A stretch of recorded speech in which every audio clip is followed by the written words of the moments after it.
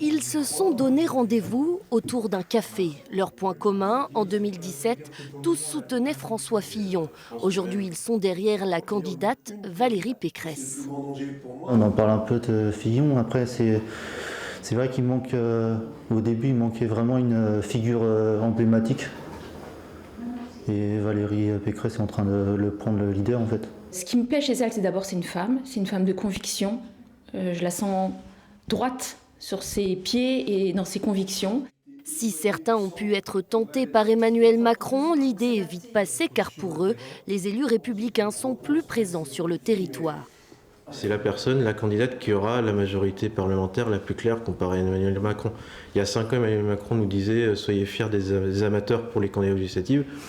Nous, on le voit concrètement sur le terrain. Les 2 députés que nous avons en Sarthe, qui sont La République En Marche, très clairement ne rubriquent pas un nouveau mandat.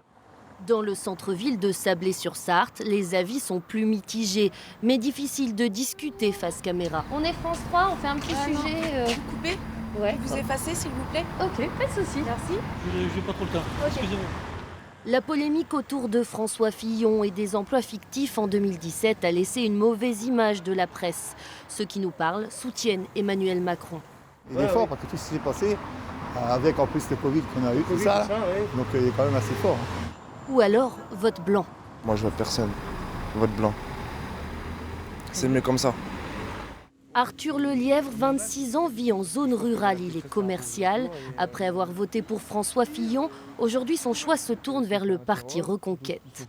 François Fillon défendait beaucoup sa lutte contre l'islamisme, la sécurité, une vision de la France à long terme. Et je l'ai retrouvé naturellement chez Éric Zemmour. À Mamers, Anne Beauchef, l'ancienne référente sartoise du mouvement de François Fillon, en est persuadée, la Sarthe votera massivement pour les Républicains.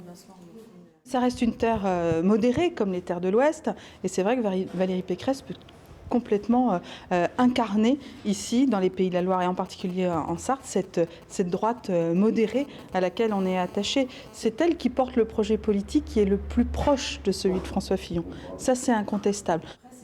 Avec 28,8% au premier tour, François Fillon était en tête en Sarthe. Valérie Pécresse en fera-t-elle autant ?